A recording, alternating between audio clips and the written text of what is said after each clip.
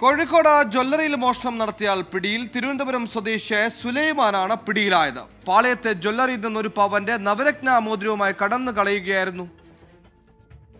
ഒരു മോതിരം വാങ്ങിക്കാൻ ചെല്ലുകയും 1 ഗ്രാമിന്റെ ഒരു മോതിരം നോക്കുകയും ആ ഡ്രയിൽ നിന്ന് അവരെ കണ്ണു വെട്ടിച്ച് ഒരു ഡ്രയിൽ നിന്ന് ഒരു നവരത്ന മോതിരം 1 പവന്റെ നവരത്ന മോതിരം എടുത്ത് കടന്നു കളയുകയും ചെയ്തു. ഇയാളെ നമ്മൾ പോലീസ് വാട്സപ്പ് ഗ്രൂപ്പുകളിലും മറ്റ് സ്ക്വാഡുകളിലും ഒക്കെ അന്വേഷിച്ച് ഒടുവിൽ കണ്ടെത്തി ഇയാളെ പിടികൂടുകയായിരുന്നു. ഇയാൾ വിറ്റ സ്വർണവും കണ്ടെത്തിയിട്ടുണ്ട്. ആളെ ഉടനെ തന്നെ റിമാൻഡ് ചെയ്യുന്നതാണ്. ഇയാളെ പാളയത്ത് ഭാഗത്തുള്ള ഒരു ടൂറിസ്റ്റ് ഹോമിൽ നിന്നാണ് നമ്മൾ പിടിക്കുന്നത്. സ്ഥിരം കുറ്റവാളിയാണ്. പുള്ളി ഇതേ കണക്കുള്ള മോഡസ് ഓപ്പറണ്ടി ഉണ്ട്. ഇദ്ദേഹം ഒട്ടനവധി ക്രൈം കേസുകൾ സമാനമായിട്ടുള്ള കുറ്റകൃത്യങ്ങൾ ഉൾപ്പെട്ട വ്യക്തിയാണ്. സ്വർണം മോഷ്ടിക്കുന്നതാണ് ഇദ്ദേഹത്തിൻ്റെ രീതി. വിശദാംശങ്ങളുമായി അഭിജിത്ത് പുഴക്കൊന്ന് കോഴിക്കോട് ചേർന്ന. അഭിജിത്ത്, എന്തൊക്കെയാണ് വിവരങ്ങൾ?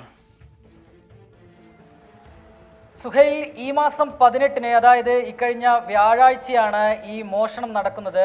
പാളയത്തെ ഒരു ജ്വല്ലറിയിലേക്ക് ഇയാൾ സ്വർണ്ണമോതിരം വേണം എന്നൊരാവശ്യവുമായി എത്തുകയായിരുന്നു.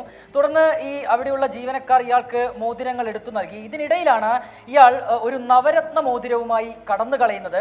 ഇയാൾ അവിടെ നിന്ന് രക്ഷപ്പെട്ടതിന് ശേഷമാണ് ഈ ജീവനക്കാർക്ക് ഇത്തരത്തിലൊരു നവരത്ന മോതിരം കളവ് പോയിരിക്കുന്നു എന്നുള്ള കാര്യം മനസ്സിലായത്. ഉടനെ തന്നെ ഇവർ കസബ പോലീസ് സ്റ്റേഷനിൽ വിവരമറിയിക്കുകയായിരുന്നു.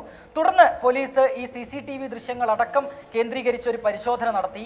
ഇതിൽ നിന്നാണ് ഇത്തരത്തിൽ ഈ സുലൈമാൻ എന്ന കുറ്റവാളിയിലേക്ക് പോലീസ് എത്തുന്നത്. ഈ സുലൈമാൻ തിരുവനന്തപുരം സ്വദേശിയാണ്. നിലവിൽ തിരുവനന്തപുരം സ്വദേശിയാണ് പിടിയിലായത്. അഭിജിത്ത് മുഴക്കുന്നാണ് വാർത്തയിൽ വിശദാംശം നൽകിയത്. കൈക്കൂലിക്കാരനായ തഹസിൽദാർ കുടുങ്ങിയിട്ടുണ്ട്. വാർത്തയിലേക്ക് വരാം. ചെറിയ ഇടവേളയ്ക്ക് ശേഷം പ്രിയ പ്രേക്ഷകർ തുടരും.